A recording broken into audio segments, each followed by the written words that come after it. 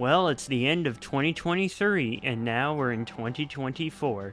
So you know what that means. It's time to go through some games I played this year. I'm only going to be looking at 4 different games I played this year, as I actually beat a lot of games this year, and I just don't feel like recording all the footage needed to go through each of those games. Not much else to say. There are games I played this year that will not be on this list, and that did come out this year. For example, Spider-Man 2, I just beat, and I want to beat more of it before I want to beat more of the side quest before I actually talk about it on video. So one day I will talk about that game, just not now. But with that, let's look at 4 different games that came out this year that I completed. Starting off, let's talk about Final Fantasy XVI. This is potentially the most disappointing game I played this year. That doesn't mean I didn't like it. In fact, I quite enjoyed my time with FF16. But for a Final Fantasy game, I had certain expectations for this game that weren't met. I was expecting combat that could be on the same level as Devil May Cry 5, since the combat director from that game was in charge of the combat for Final Fantasy XVI. I did not get that.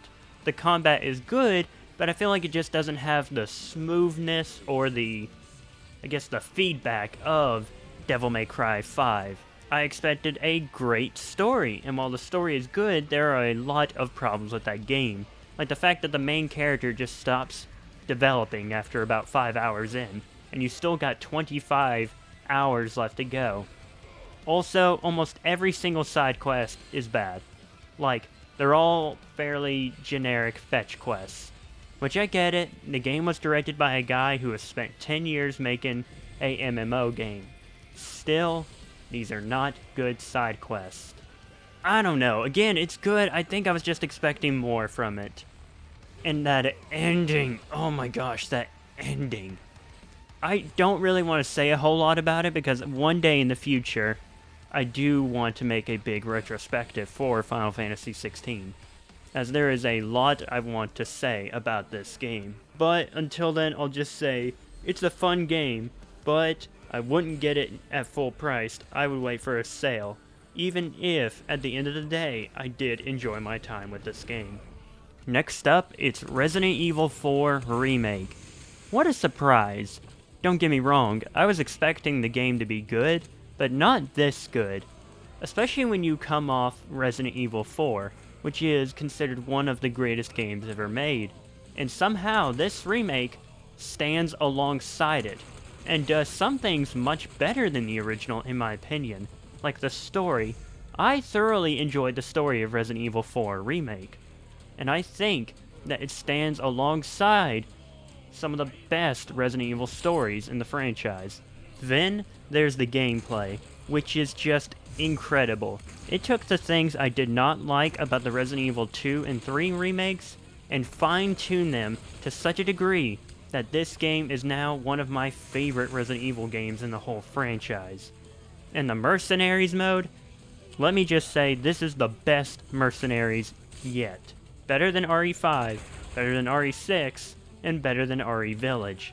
I really enjoyed the Mercenaries mode. I don't really know what else to say about Resident Evil 4 Remake. If you haven't played it or checked it out yet, you should really do yourself a favor and go play this game right now. The second to last game for this video is Hi-Fi Rush.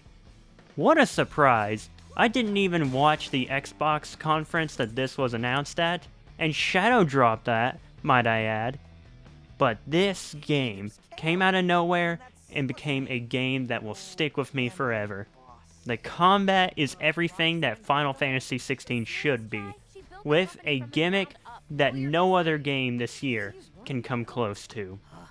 With every single action in this game being timed to the beat of the music, the environment interactions you can see going to the beat of the soundtrack that's playing in the background.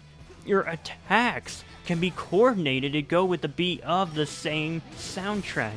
It's all incredible. But none of this would work if the combat itself wasn't great. And let me tell you, Hi-Fi Rush delivers and then some. Every hit in this game is so satisfying to pull off. especially if you're able to do it at the beat of the music. It's so much fun. I also love the art style, which is a great throwback to early 2000s cartoons, and the art style allows each character to feel super unique and special. This game is also challenging, which is again something that FF16 struggled to give, a nice, balanced challenge. Here in Hi-Fi Rush, everything is so fine-tuned to perfection, it's insane. The only reason that this isn't my favorite game of the year is because a game came out in October that exceeded my expectations. Actually, exceeded my expectations is not a good enough word. They demolished my expectations. Ladies and gentlemen, Alan Wake 2. Now, if you haven't played Alan Wake 2, I'm going to give you a mild spoiler warning. I won't be diving too in-depth on any of the plot points, but I may talk about a few in-game sections that really stood out to me, but I feel that were best experienced without knowing them firsthand. But with that, let's talk about Alan Wake 2.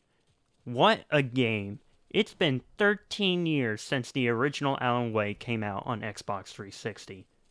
And let me tell you, for years, Alan Wake was the best game I had never beaten. I wanted to beat it, but I had just never got around to it.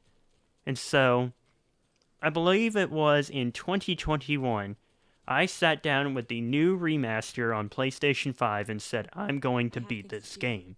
And I had a lot of fun with it.